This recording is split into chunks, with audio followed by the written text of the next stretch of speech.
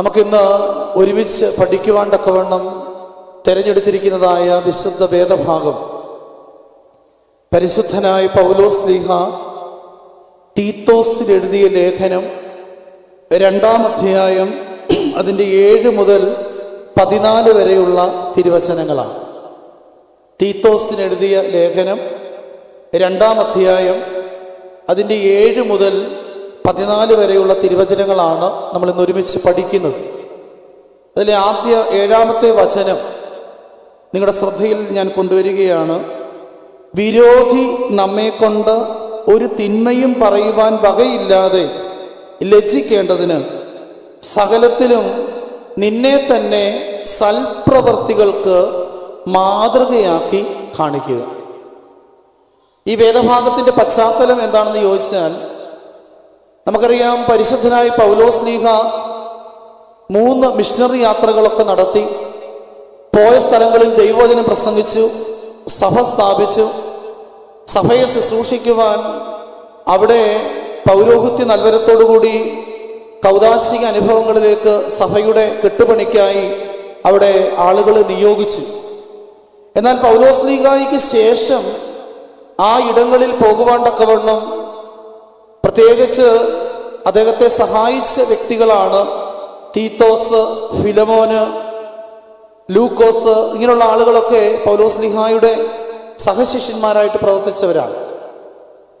അങ്ങനെ പൗലോസ് ശ്ലീഹ ക്രേത്ത എന്ന് പറയുന്ന ഒരു സ്ഥലത്ത് സഭ സ്ഥാപിച്ചു. പൗലോസ് ശ്ലീഹ ആ സ്ഥലത്തേക്ക് തീത്തോസിനെ പറഞ്ഞയക്കുകയാണ്. തീത്തോസിനെ പറഞ്ഞയക്കുമ്പോൾ തീത്തോസിന് കൊടുക്കുന്ന ഒരു കൽപ്പനയാണ് ഈ ലേഖനം. ഇപ്പം ഇവിടെ വൈദിക ശ്രേഷ്ഠർ അഭിമന്യനായ ദിയസ്കോസിനുടെ കൽപ്പന സ്വീകരിച്ച് പുതുപ്പള്ളിയുടെ ഇടയത്വ ശുശ്രൂഷയിൽ ആയിരിക്കുകയാണ്. ഞാനും ജൂൺ മാസം 1-ാം തീയതി മുതൽ എപ്പിഫാനസ്യരുടെ കൽപ്പന മുഖാന്തരം നമ്മളൊക്കെ ഇടയ്ക്കിടയ്ക്ക് പത്രത്തിലൊക്കെ കേൾക്കുന്ന കട്ടച്ചിറ ദേവാലയത്തിൻ്റെ വികാരിയായിട്ട് ചാർജ് ഏറ്റെടുത്തിരിക്കുകയാണ്. ഇവിടെ പൗലോസ് ശ്ലീഹ തീത്തോസിന് കൽപ്പന കൊടുക്കുകയാണ്. എവിടേക്ക് പോകാനാണ്? ക്രേത്തയിലേക്ക് പോകുവാൻ. ക്രേത്ത എന്ന് പറയുന്ന സ്ഥലത്തെപ്പറ്റി പിന്നീട് നമുക്ക് ഒരു വചനത്തിലൂടെ ചിന്തിക്കാം. അവിടെയുള്ള ആളുകളെ പറ്റി വളരെ ആഴമായിട്ട് പൗലോസ് ശ്ലീഹ പറയുന്നുണ്ട്.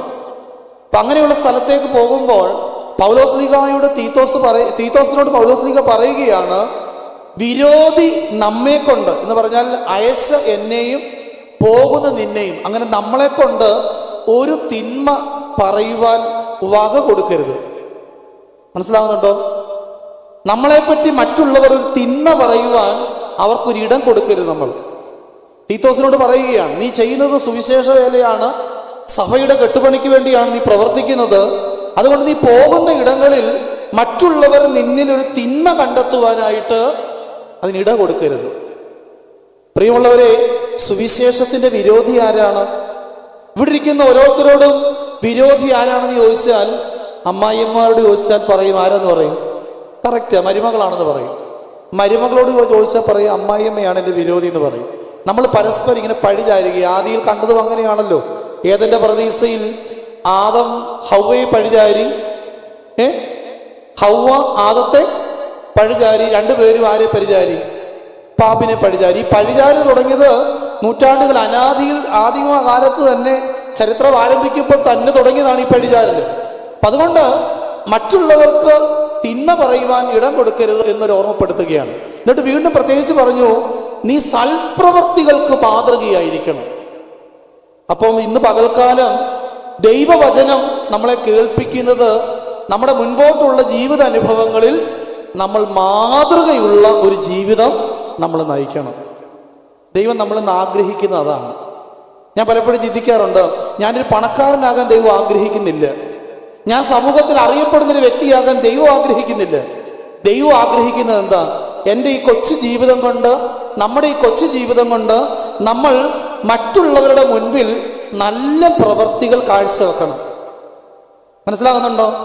ആദ്യം ദുഷ്ടന് തിന്മ കണ്ടെത്തുവാൻ ഇടം കൊടുക്കുന്ന ഒരു ജീവിതത്തിൻ്റെ ഉടമയായി മാറരുത്.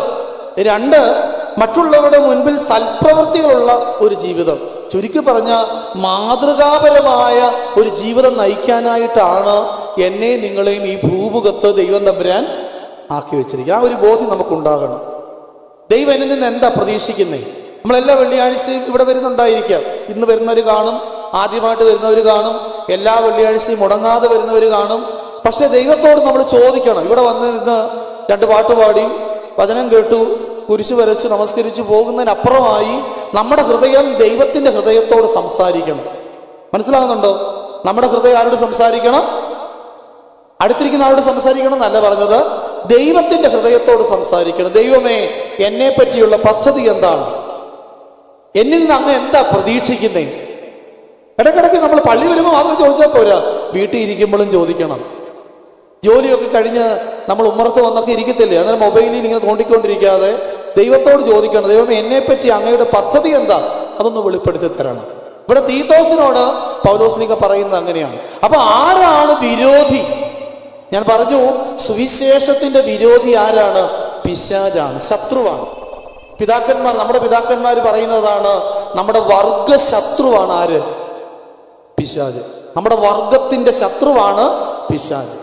വേദപുസ്തകം പഠിക്കുമ്പോൾ 1-2 നിർവചനങ്ങൾ കാണുന്നുണ്ട്. പത്രോസ്ലീഹായുടെ 1-ാം ലേഖനം 5-ാം അധ്യായം 8-ാം വാക്യത്തിൽ പറഞ്ഞു, നിർമ്മതരായിരിപ്പീൻ, ഉണർന്നിരിപ്പീൻ. ബാക്കി എന്തുവാ? നിങ്ങളുടെ പ്രതിയോഗിയായ പിശാച് അലറുന്ന സിംഹം എന്ന പോലെ ആരെ വിഴുങ്ങേണ്ടി വന്ന് ഇങ്ങനെ ചുറ്റി നടക്കുകയാണ്. പിശാച് നമ്മൾ ഏത് വിധേനയും തകർത്ത് തൂത്തെറിഞ്ഞു കളയാൻ, ഭൂമുഖത്ത് നിന്ന് നമ്മുടെ അസ്തിത്വം എടുത്തു കളയാൻ പിശാച് ഇങ്ങനെ പ്രവർത്തിക്കും. അതുകൊണ്ട് പത്രോസ്ലീഹ പറയുക, ഉണർന്നിരിപ്പിൻ, നിർമ്മതരായിരിപ്പിൻ, വിജിലന്റ് ആയിരിക്കണം. അതിർത്തി കാക്കുന്ന പട്ടാളക്കാരൻ്റെ ഒരു ജാഗ്രത എപ്പോഴും ആധ്യാത്മിക ജീവിതത്തിൽ നമുക്കുണ്ടാകണം. പഴയ നിയമം പഠിക്കുമ്പോൾ നഹൂം പ്രവാചകന്റെ പുസ്തകം എടുക്കണ്ട, വായിക്കണ്ട, ഞാൻ തന്നെ പറയാം. പഴയ നിയമത്തിലെ ഒരു പുസ്തകമാണ് നഹൂം പ്രവാചകൻ. അതിൻ്റെ 2-ാം അധ്യായം 1-ാമത്തെ വാക്യത്തിൽ പറഞ്ഞുകൊണ്ട്, സംഹാരകൻ നിനക്കെതിരെ കടന്നു വരുന്നു, കോട്ട കാത്തുകൊള്ളുക, അരമുറുക്കുക, നീ നിന്നെ തന്നെ നല്ലവണ്ണം ശക്തീകരിക്കുക. പഴയ നിയമത്തിൽ പൊതുവെ ഉപയോഗിക്കുന്ന ഒരു വാക്കാണെന്ത്? സംഹാരകൻ. അത് നമ്മൾ പാട്ട് പാടുന്നുണ്ടല്ലോ, സംഹാര ദൂതൻ നമ്മെ കടന്നുപോയേ. അതുകൊണ്ട് പഴയ നിയമത്തിലൊരു വാക്കാണ് സംഹാരകൻ. പുതിയ നിയമത്തിൽ പിശാച്, അലറുന്ന സിംഹം, സാത്താൻ, പ്രലോഭകൻ, പരീക്ഷകൻ. പിന്നെ വെളിപാട് പുസ്തകത്തിലേക്ക് കടന്നു വരുമ്പോൾ ആ പഴയ സർപ്പം, എവിടെ കണ്ട സർപ്പമാ? ഉൽപ്പത്തിയിൽ കണ്ട ആ പഴയ സർപ്പം. പൗരസ്ത്യ ആരാധനയിൽ നമ്മൾ സാധാരണയായിട്ട് ഉപയോഗിക്കുന്ന ഒരു വാക്കാണ് തിന്മപ്പെട്ടവൻ. സ്വർഗസ്ഥനായ പിതാവേ എന്നുള്ള പ്രാർത്ഥന പഴയ വേർഷൻ അല്ലേ? ആകാശങ്ങൾ ഞങ്ങളുടെ ബാവ. പണ്ട് നമ്മുടെ വല്യപ്പന്മാരൊക്കെ അങ്ങനെയാണ്. നമ്മളിപ്പോൾ അങ്ങനെ ചൊല്ലാറില്ല. നമ്മൾ സ്വർഗസ്ഥനായ പിതാവേ എന്ന് തന്നെയാണ് ചൊല്ലുന്നത്. ആകാശങ്ങളുള്ള ഞങ്ങളുടെ ബാവ എന്നൊക്കെ ചൊല്ലുമ്പോൾ അവസാനം പറഞ്ഞു നിർത്തുന്നത് എങ്ങനെയാ? തിന്മപ്പെട്ടവനും ഞങ്ങളെ, നമ്മളിപ്പോൾ ദുഷ്ടനിൽ നിന്ന് ഞങ്ങളെ രക്ഷിക്കണമേ. കറക്റ്റ് പരിഭാഷ എന്താണെന്ന് ചോദിച്ചാൽ തിന്മപ്പെട്ടവൻ തന്നെയാണ് അർത്ഥം. അതാണ് ആകൽ കർസ. നമ്മൾ എപ്പോഴും ഉപയോഗിക്കുന്ന ഒരു വാക്കാണ്, പ്രത്യേകിച്ച് നോമ്പിലൊക്കെ ഉപയോഗിക്കുന്ന ഒരു വാക്കാണ് എന്ത്? ആകൽ കർസ. ആകൽ കർസ എന്ന വാക്കിന്റെ അർത്ഥം എന്താണെന്ന് അറിയാമോ? തിന്മയെ ഭുജിക്കുന്നവനെന്ന വാക്കിന്റെ അർത്ഥം. തിന്മ, എവിടെ ചെന്നാലും തിന്മ മാത്രമേ കാണത്തുള്ളൂ. ചില മനുഷ്യരങ്ങനെയാ, എവിടെ ചെന്നാലും അവരുടെ കണ്ണിലൊരു നന്മ പോലും പെടുകയില്ല. പണ്ട് ഒരു മനുഷ്യനെ കൊണ്ടുവന്ന് ഒരു നെൽവയൽ കാണിക്കാൻ കൊണ്ടുവന്നു. ഒരു മനുഷ്യൻ കഷ്ടപ്പെട്ട് കൃഷി ചെയ്തതാണ്. കൃഷി ചെയ്തപ്പോൾ നല്ല നെല്ല് കിട്ടിയില്ല. അവിടെ ഇവിടെയൊക്കെ 2-3 നല്ല നെല്ലുണ്ട്, ബാക്കി എല്ലാം കളയാണ്. അപ്പൊ ആരാണ്ട് പറഞ്ഞു, ഈ ഒരു മനുഷ്യനുണ്ട്, അയാളെ കൊണ്ട് കാണിച്ചാൽ അയാൾ ഈ കള കണ്ടാലെന്ന് കണ്ടാൽ മതി, അതങ്ങ് കരിഞ്ഞു വെക്കുള്ളൂ. അങ്ങനെ ആരാണ്ട് പറഞ്ഞ് ഈ മനുഷ്യനെ കൊണ്ട് വയല് കാണിക്കാൻ കൊണ്ടുവന്നു. ഈ മനുഷ്യൻ ആകെ ഒന്ന് നോക്കിയപ്പോൾ ഈ മനുഷ്യൻ എന്താ പറഞ്ഞറിയാമോ? മൊത്തം കളയാണേലും അവിടെ ഇവിടെയൊക്കെ നല്ല എഴുപ്പുള്ള 5-6 നെല്ല് ഉണ്ട്. പണി പറ്റിച്ചല്ലോ അല്ലേ? മൊത്തം കളയെല്ലാം അവിടെ നിന്നു, നല്ല നെല്ലെല്ലാം അങ്ങ് കരിഞ്ഞു പോയി. ഞാൻ പറഞ്ഞു വന്നത്, ചില മനുഷ്യരുടെ മുൻപിൽ ഒരു നന്മയും പെടുകയില്ല. ഒരു നന്മയുടെ വർത്തമാനം പോലും നമ്മുടെ വീട്ടിലുള്ളവരും ഉണ്ടോ അങ്ങനെ? നമ്മളെ ഒന്ന് പ്രോത്സാഹിപ്പിക്കാറില്ല, നമ്മളെ ഒന്ന് പ്രചോദിപ്പിക്കാറില്ല. നമ്മുടെ കൂടെ പ്രവർത്തിക്കുന്നവർ പോലും ചിലപ്പോഴും അങ്ങനെ. നമുക്ക് ആ സമയങ്ങളൊക്കെ വലിയ സങ്കടം തോന്നും. നമ്മളേറെ ദുഃഖിക്കുന്ന എപ്പോഴാണെന്നറിയാമോ?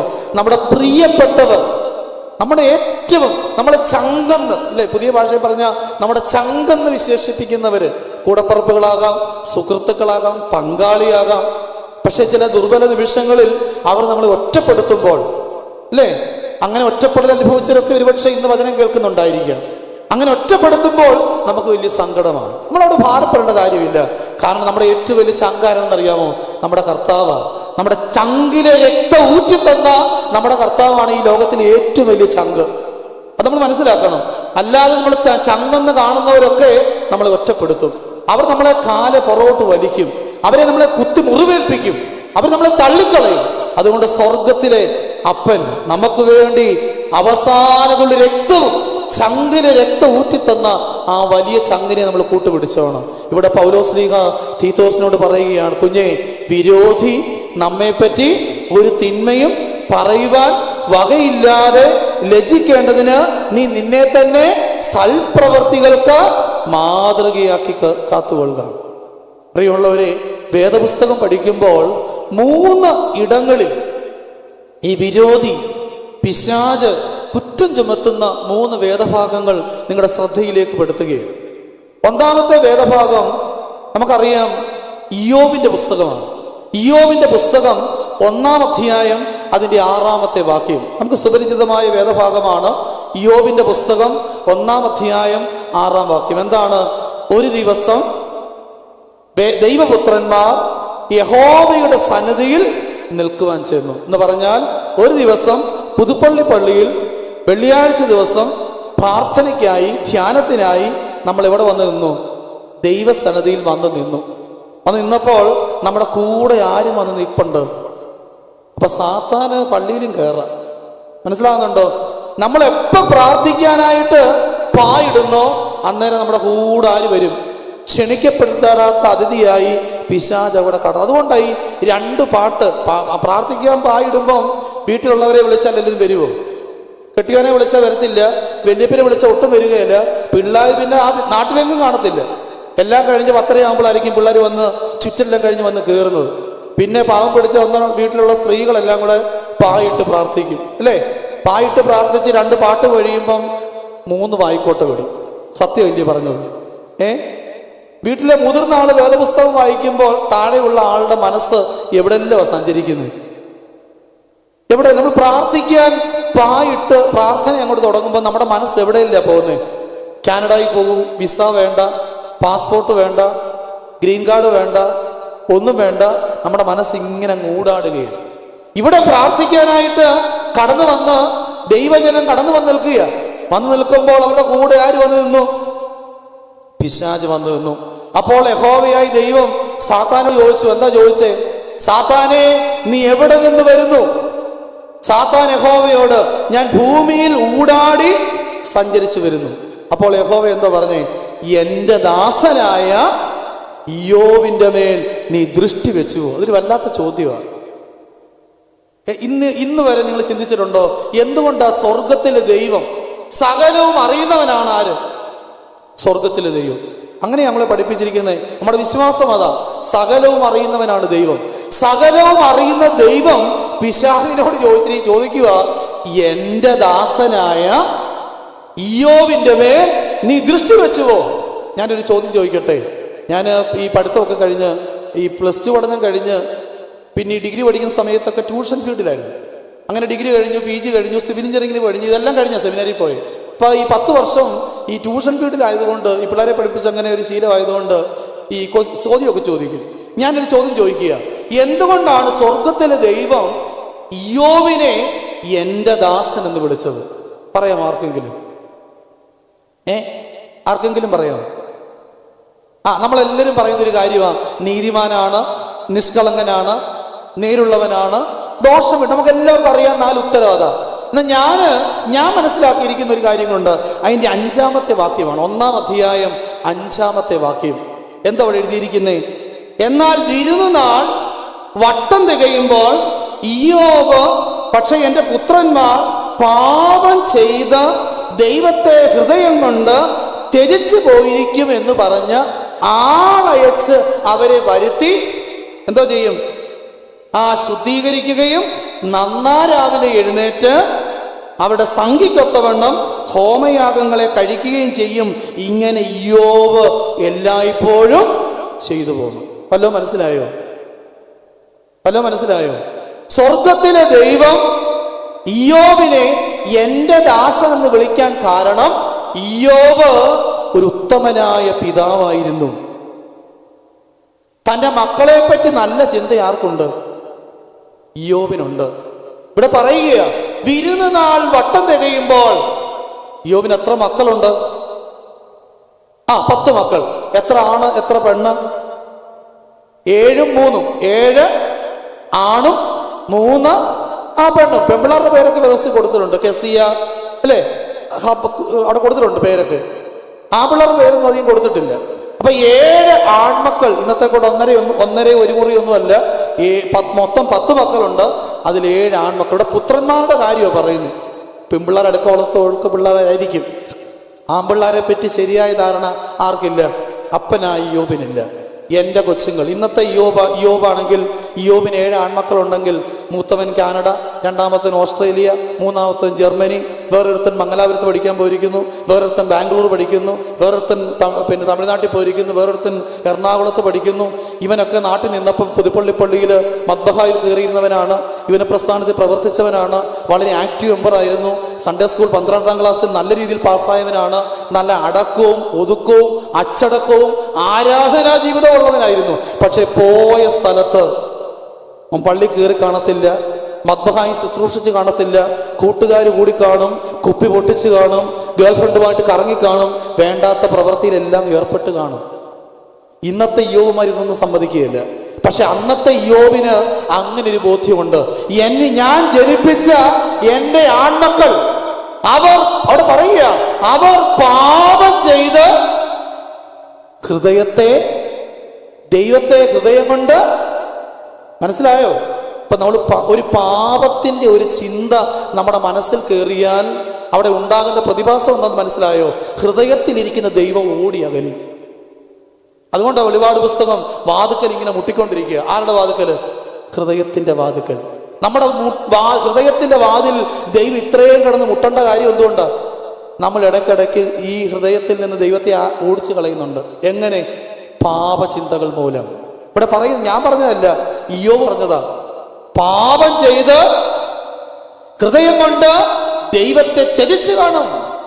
എൻ്റെ മക്കൾ അത്ര ശരി പുള്ളികളൊന്നും അല്ല, മനസ്സിലാവുന്നുണ്ട്. ഞാൻ ഈ അടുത്ത സമയത്ത് കഴിഞ്ഞൊരു വർഷത്തിന് മുമ്പ് ഞാൻ മുമ്പിരുന്നൊരു ദേവാലയത്തിൽ ഒരു ഓർമ്മ കുർബാനയ്ക്ക് പോയി.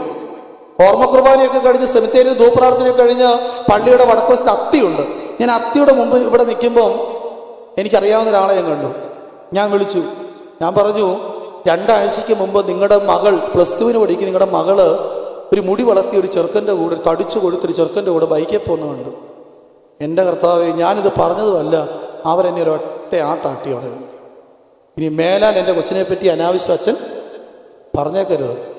ഞാനങ്ങ് ചൂളിപ്പോയി. കണ്ട കാര്യം പറഞ്ഞതേ ഉള്ളൂ. ഞാൻ സോറി പറഞ്ഞിട്ട് അവിടുന്ന് പോയി. ഏതാണ്ട് 6 മാസം കഴിഞ്ഞ് അതേ പള്ളിയിൽ വീണ്ടും വിശുദ്ധ കുർബാനയൊക്കെ കഴിഞ്ഞ് ഈ സ്ത്രീ എന്നെ കണ്ടുകൊണ്ട് ഓടി വന്ന് വാവിട്ട് കരഞ്ഞ് എന്നെ പിടിച്ചങ്ങ് കുലുക്കുകയാണ്. അച്ഛാ, തെറ്റുപറ്റിയത് അച്ഛനല്ല, തെറ്റുപറ്റിയത് എനിക്ക്. 2 ആഴ്ചയ്ക്ക് മുമ്പ് +2 റിസൾട്ട് വന്നു. അന്ന് അവിടെ ബർത്ത്ഡേ ആയിരുന്നു. 18 വയസ്സ് പൂർത്തീകരിച്ചു. ആ ദിവസം തന്നെ അവൻ്റെ കൂടെ അവളങ്ങ് ഇപ്പം വീട്ടിലില്ല. ആരുടെ വീട്ടില?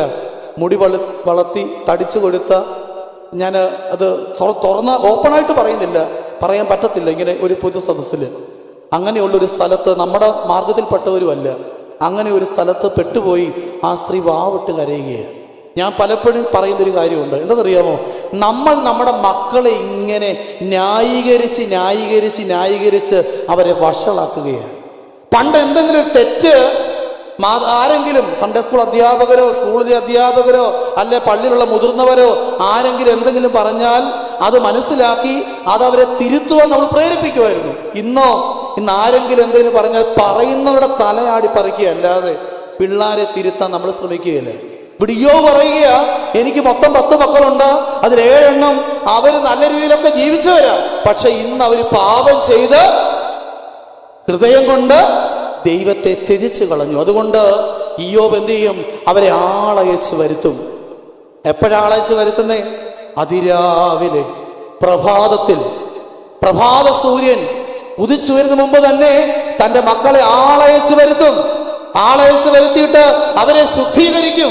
ശുദ്ധീകരിക്കുക മാത്രമല്ല, അവരുടെ സംഖ്യയ്ക്കൊത്തവണ്ണം, നമ്മുടെ ഭാഷയിൽ പറഞ്ഞാൽ അവരുടെ പേരെല്ലാം എഴുതി എവിടെ കൊടുക്കും?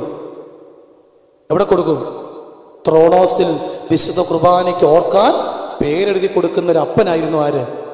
ഇന്ന് മലങ്കര സഭയിൽ ഇങ്ങനെയുള്ള അപ്പന്മാരും അമ്മമാരും കുറഞ്ഞുകൊണ്ടിരിക്കുകയാണ്. അതിൻ്റെ എല്ലാ പോരായ്മകളും ഇപ്പം കാണുന്നുണ്ട്. ഞാൻ പറയും, 10-25 വർഷമൊക്കെ കഴിയുമ്പം ദൈവത്തെ അറിയുന്ന തലമുറ സഭയിലുണ്ടോ എന്ന് മഷിയിട്ട് നോക്കേണ്ടി വരും. പ്രിയമുള്ളവരെ, ഇങ്ങനെ ഇത്രയും നല്ലൊരു മനുഷ്യൻ ആര്? ഇയ്യോബ്. നമ്മൾ പറഞ്ഞതുപോലെ നീതിമാനാണ്, നിഷ്കളങ്കനാണ്, നേരുള്ളവനാണ്, ദോഷം വിട്ടകുന്നവനാണ്. ചുരുക്കി പറഞ്ഞാൽ നല്ല ഒരു അപ്പൻ, ഗുഡ് പേരൻസ്. മനസ്സിലാകുന്നുണ്ടോ?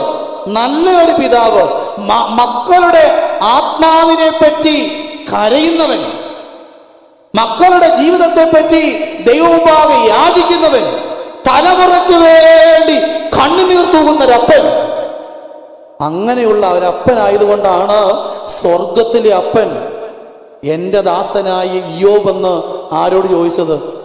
പിശാചിനോട് ചോദിച്ചത്. വല്ലതും മനസ്സിലായോ? ഇവിടെ ഇരിക്കുന്ന ഞാനും 2 എണ്ണത്തിനെ വളർത്തുന്നുണ്ട്. മൂത്തവൻ 10ാം ക്ലാസ്സിലാണ്, രണ്ടാമത്തെ 3ാം ക്ലാസ്സിലാണ്.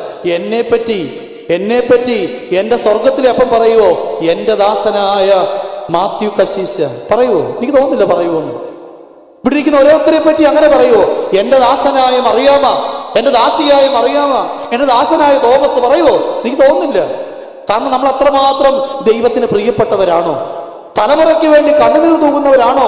തലമുറയുടെ ജീവിതത്തെ പറ്റി ബോധ്യമുള്ളവരാണോ നമ്മൾ? ആണെങ്കിൽ ദൈവം തമ്പുരാൻ അങ്ങനെ പറയും. ഇവിടെ ഒന്നാമതായി കുറ്റം ചുമത്താൻ ആരെയാ കടന്നു വന്നത്? നീതിമാനായ ഇയ്യോബിനെ കുറ്റം ചുമത്താനാണ് ആര് വന്നത്? പിശാച് കടന്നു വന്നത്. രണ്ടാമതായി സഖരിയ പ്രവാചകന്റെ പുസ്തകം, അതിന്റെ 3-ാം അധ്യായം. വേദപുസ്തകം കൊണ്ടുവന്നവരൊന്ന് തുറന്ന് നോക്കണം. ഞാൻ പറയുന്ന എല്ലാം അവിടെ ഉണ്ടോ എന്നൊന്ന് നോക്കണം. സഖരിയ പ്രവാചകന്റെ പുസ്തകം 3-ാം അധ്യായം, അതിന്റെ 1 മുതൽ 5 വരെയുള്ള വാക്യമാണ്.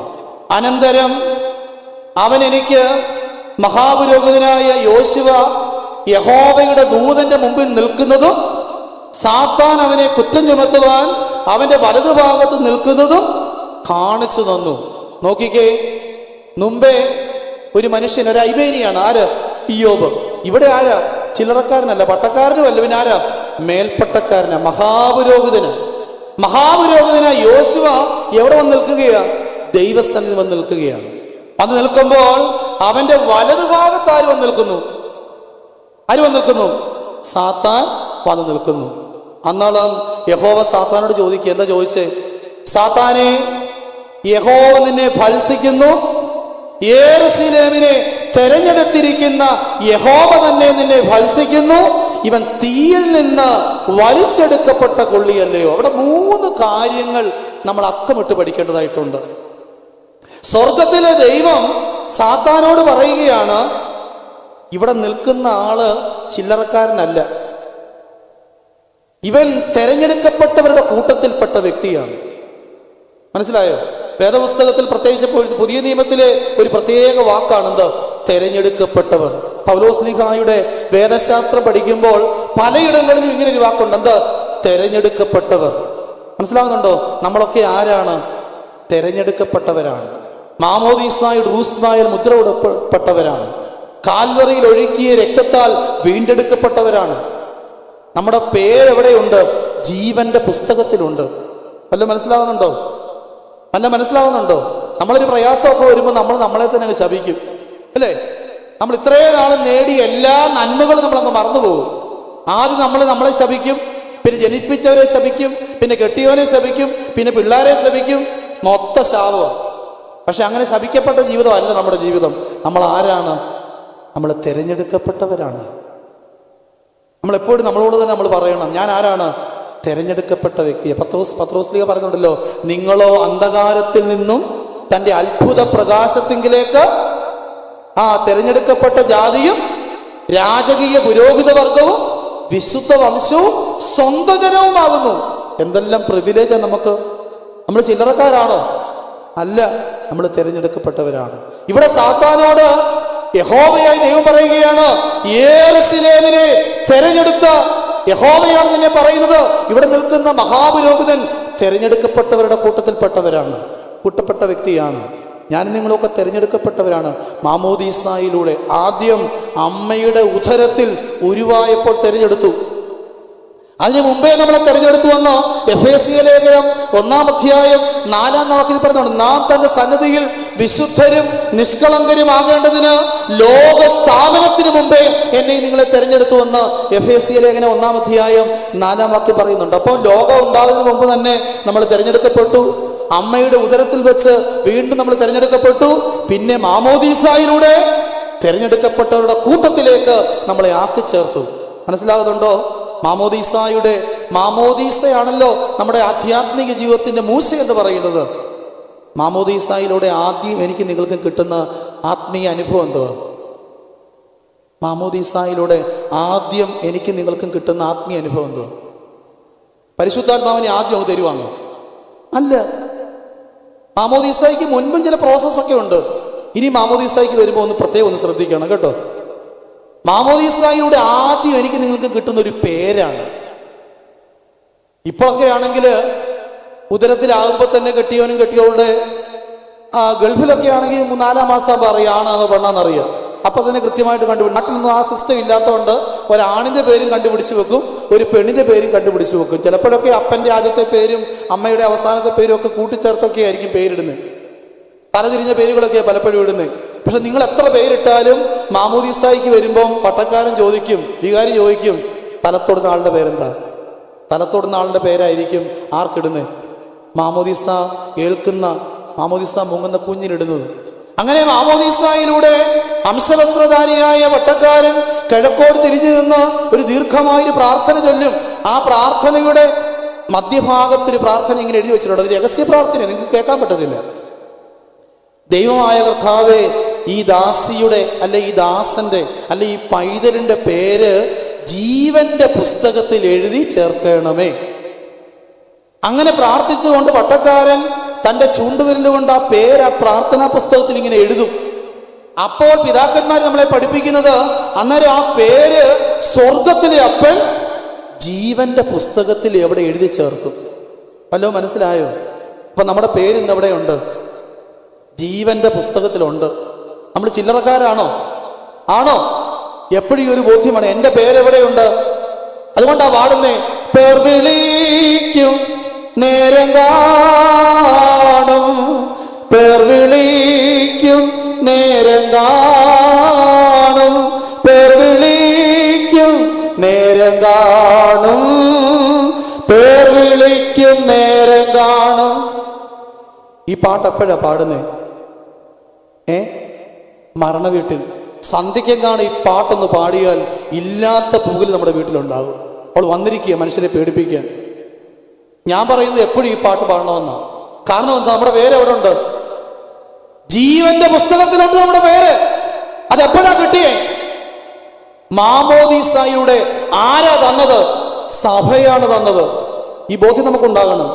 മനസ്സിലാകുന്നുണ്ടോ? അല്ലാതെ കണ്ണടത്തൊക്കെ പോയി കാണുന്ന വെള്ളത്തിലൊക്കെ മുങ്ങിക്കിട്ടുന്ന പേരല്ല നമ്മുടെ പേര്. മാമോദീസായിലൂടെ സഭ ജീവന്റെ പുസ്തകത്തിൽ നമ്മുടെ പേരെഴുതി ചേർത്തു. ഇനി ഞാൻ പറഞ്ഞോട്ടെ, ഇവിടുന്ന് അങ്ങ് ചെന്ന് കഴിയുമ്പോൾ നമ്മുടെ പേരവിടെ തപ്പിയിട്ട് പേര് കണ്ടില്ലെങ്കിൽ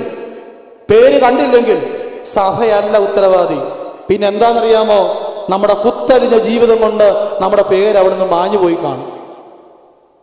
അല്ല, മനസ്സിലാവുന്നുണ്ടോ? പാപങ്ങൾ ഏറ്റുപറയാതെ, ഒരു പാപബോധവും ഇല്ലാതെ, എന്തിനും ന്യായീകരണം കണ്ടുകൊണ്ട്, എന്തിനെ ന്യായീകരിച്ചുകൊണ്ട്, എന്തിനെ വിമർശിച്ചുകൊണ്ട് മുൻപോട്ട് കടന്നുപോയാൽ, പാപബോധമില്ലാതെ ഈ ലോകത്ത് മാറ്റപ്പെട്ടാൽ, അവിടെ കടന്നു എന്ന് പേർ വിളിക്കുമ്പോൾ നമ്മുടെ പേരവിടെ കാണണം നിർബന്ധമൊന്നുമില്ല. നമ്മുടെ പേര് മാഞ്ഞു പോയിരിക്കുകയാണ്. അപ്പൊ സഭയെ കുറ്റപ്പെട്ട് കാര്യമില്ല. സഭ അതിന് ഉത്തരവാദിയല്ല. ഉത്തരവാദി ആരാണ്? നമ്മൾ ഓരോരുത്തരുമാണ്. പ്രിയമുള്ളവരെ, ഇവിടെ പറയുകയാണ് ഇവൻ തെരഞ്ഞെടുക്കപ്പെട്ടവരാണ്. എന്നിട്ട് വീണ്ടും പറയുകയാണ് ഇവൻ തീയിൽ നിന്ന് വലിച്ചെടുക്കപ്പെട്ടവനാണ്. എന്താ അങ്ങനെ ഒരു പ്രയോഗം? വേദപുസ്തകത്തിൽ 3 മാത്രമേ അങ്ങനെ ഒരു പ്രയോഗമുള്ളൂ. എങ്ങനത്തെ പ്രയോഗം? തീയിൽ നിന്ന് വലിച്ചെടുക്കപ്പെട്ട കൊള്ളി. എന്താ ഇതിന്റെ അർത്ഥം? നിങ്ങൾ വേദപുസ്തകം എത്ര ആണ്ട് വായിക്കുന്നുണ്ട്, കേൾക്കുന്നുണ്ട്? ഇതിന്റെ അർത്ഥം എന്താ? ഏത് തീയിൽ നിന്ന് വലിച്ചെടുത്തതാ? ഇവിടുത്തെ തീ എന്തുവാ? ഇവിടുത്തെ തീ എന്തുവാ? വിശുദ്ധ കുർബാന വലിച്ചെടുക്കേണ്ട കാര്യമുണ്ടോ? ഇവിടുത്തെ തീ എന്തുവാ? നമ്മൾ പ്രാർത്ഥിക്കുന്ന വിശുദ്ധ കുർബാനയല്ല. വിശുദ്ധ കുർബാന അഗ്നിയാണ്. പക്ഷെ ആ അഗ്നിയുടെ കാര്യമല്ല ഇവിടെ പറയുന്നത്. നമ്മൾ പ്രാർത്ഥിക്കുന്നുണ്ട്, കെടാത്ത തീയിൽ നിന്നും ചാകാത്ത പുഴുന്ന്. ഏത് പ്രാർത്ഥനയാ? പട്ടാങ്ങപ്പെട്ട ദൈവം തമ്പുരാനെ. ഞാൻ കുവൈറ്റിൽ 3 നോമ്പിന് കൺവെൻഷൻ എന്ന് പ്രസംഗിച്ചപ്പോൾ മുമ്പിരുന്ന് കൊച്ചൻ ചോദിച്ചു, ഇതെന്തോ പട്ടാളവും പോലീസും ഒക്കെ അങ്ങനെ ദൈവമൊക്കെ ഉണ്ടോ? അവനെ കേട്ടിട്ട് പോലും ഇല്ല അങ്ങനത്തെ ഒരു പ്രാർത്ഥന. അവൻ പട്ടാളമെന്നാ കേട്ട്. പട്ടാങ്ങപ്പെട്ട ദൈവം തമ്പുരാനെ. എത്ര പേർക്കറിയാം ഈ പ്രാർത്ഥന? ഇപ്പോഴത്തെ പിള്ളേർക്ക് വലിയ പ്രാർത്ഥന അറിയാവോ? പണ്ടൊക്കെ വല്യപ്പനും വല്യമ്മയൊക്കെ പഠിപ്പിച്ച് സൺഡേ സ്കൂളൊക്കെ അങ്ങനെ ചോദിക്കുകയോ പറയുകയൊക്കെ ചെയ്തുകൊണ്ട് എന്നും പ്രാർത്ഥിക്കുന്നത് കൊണ്ടും ഈ പ്രാർത്ഥനയൊക്കെ അറിയാം. അവിടെ പിതാക്കന്മാർ എഴുതി വെച്ചിരിക്കുക, കെടാത്ത തീയിൽ നിന്നും ചാകാത്ത പെടുവിൽ നിന്നും. അപ്പൊ മാമോദീസ വഴിയായി ഞാനും നിങ്ങളും തെരഞ്ഞെടുത്ത് കഴിയുമ്പോൾ നമ്മൾ ഏത് തീയിൽ നിന്ന് വലിച്ചെടുക്കപ്പെട്ട കൊള്ളിയ? വെളിപാട് പുസ്തകത്തിൽ പറഞ്ഞാൽ 2ാം മരണമാകുന്ന ദുഗന്ധക തീപ്പൊയ്ക, അതിൽ നിന്ന് ഞങ്ങൾ രക്ഷിക്കണമേ എന്നാണ് നമ്മുടെ പിതാക്കന്മാർ എന്നും സന്ധ്യയ്ക്ക് പ്രാർത്ഥിക്കുന്നത്. എത്ര പേര് ഇത് പ്രാർത്ഥിക്കുന്നുണ്ട്? നമ്മൾ ആകെ പ്രാർത്ഥിക്കും, എൻ്റെ കർത്താവേ എൻ്റെ കൊച്ചിന് നല്ല ജോലി കൊടുക്കണമേ, 10ാം ക്ലാസ്സിൽ കാത്തോണേ, പഠിക്കാൻ ബുദ്ധി കൊടുക്കണമേ. ഇതല്ലാതെ നമ്മൾ എന്തോ പ്രാർത്ഥിക്കുന്നേ? നമുക്ക് ഒരു പ്രാർത്ഥനയും ഇല്ല. എന്തെങ്കിലും ആവശ്യമുണ്ടെങ്കിൽ പായിടും, 2 പാട്ട് പാടും, കൗമ ചൊല്ലിയാ ചൊല്ലി എന്തെങ്കിലുമൊക്കെ പൊട്ടയ്ക്ക കോഴയ്ക്ക ചൊല്ലി പ്രാർത്ഥിച്ചിട്ട് കുരിശ് വരച്ച്. ചില വീട്ടിലൊന്നും കുരിശ് വര പോലും ഇല്ല. കിടക്കാൻ നേരം ഇതാ മാത്തം മലക്കെന്ന് പറഞ്ഞ് കുരിശ് വരച്ചൊരൊറ്റ കിടപ്പ. കുടുംബ പ്രാർത്ഥന നഷ്ടപ്പെട്ട വീടുകൾ നേറിക്കൊണ്ടിരിക്കുകയാണ്. എന്നെ ഇവിടെ കേൾക്കുന്നവരെന്ന് ഒന്ന് നെഞ്ചത്ത് കൈവച്ചുകൊണ്ട് പറയാവോ, എൻ്റെ വീട്ടിൽ കുടുംബ പ്രാർത്ഥന രാവിലെയും വൈകിട്ടും ഉണ്ടെന്ന് എത്ര പേർക്ക് പറയാൻ സാധിക്കും? എത്ര പേർക്ക് പറയാൻ സാധിക്കും? ഇന്ന് കുറഞ്ഞുകൊണ്ടിരിക്കുകയാണ്. എന്തെങ്കിലും ആവശ്യമുണ്ടെങ്കിൽ ഒന്ന് പ്രാർത്ഥിക്കും. ക്രിസ്ത്യാനിയല്ലയോ, അപ്പുറത്തെ വീട്ടിൽ നാമം ജപിക്കുമ്പോൾ ഇവിടെ പ്രാർത്ഥിച്ചില്ലെങ്കിൽ കുഴപ്പമല്ലോ എന്ന് വിചാരിച്ച് ചിലപ്പോൾ ഒന്ന് പ്രാർത്ഥിച്ചെന്ന് വരും. പ്രിയമുള്ളവരെ, ഇവിടെ മഹാപുരോഹിതനായ യോശുവയെ കുറ്റം ചുമത്തുവാൻ സാത്താൻ കടന്നു വന്നപ്പോൾ സ്വർഗത്തിലെ ദൈവം പറയുകയാണ്, ഇവൻ തെരഞ്ഞെടുക്കപ്പെട്ടവനാണ്, ഇവൻ തീയിൽ നിന്ന് വലിച്ചെടുക്കപ്പെട്ട കൊള്ളിയാണ്. അതുകൊണ്ട് ഇവന്റെ മേൽ നിനക്ക് എന്തില്ല? ഒരധികാരവുമില്ല. മനസ്സിലാകുന്നുണ്ടോ? എൻ്റെ മേലും നിങ്ങളുടെ മേലും പിശാചിന് അധികാരമില്ല. കാരണം നമ്മൾ മാമോദീസ ഏറ്റവരാണ്, ജീവന്റെ പുസ്തകത്തിൽ പേരുള്ളവരാണ്. അത് പറ, ജീവന്റെ പുസ്തകത്തിൽ പേരുള്ളവരാണ്, കർത്താവിന്റെ തിരുശരീരത്തിൽ അനുഭവിക്കുന്നവരാണ്, യേശുക്രിസ്തുവിന്റെ രക്തത്താൽ വീണ്ടെടുക്കപ്പെട്ടവരാണ്. അതുകൊണ്ട് പിശാചിന് എൻ്റെ മേലും നിങ്ങളുടെ മേലും യാതൊരു അധികാരവുമില്ല. അധികാരം നമ്മളായിട്ട് വെച്ചു കൊടുക്കാതിരുന്നാൽ മതി. മനസ്സിലാകുന്നുണ്ടോ? ഇതിലൂടെ പറയുകയാണ്, എന്നാൽ യോശുവ, 3ാമത്തെ വാക്യം, എന്നാൽ യോശുവ മുഷിഞ്ഞ വസ്ത്രം ധരിച്ച് ദൂതന്റെ മുമ്പിൽ നിൽക്കുകയായിരുന്നു. അവൻ തന്റെ മുമ്പിൽ നിൽക്കുന്നവരോട് മുഷിഞ്ഞ വസ്ത്രം അവന്റെ നിന്ന് നീക്കിക്കളവിനെന്ന് കൽപ്പിച്ചു.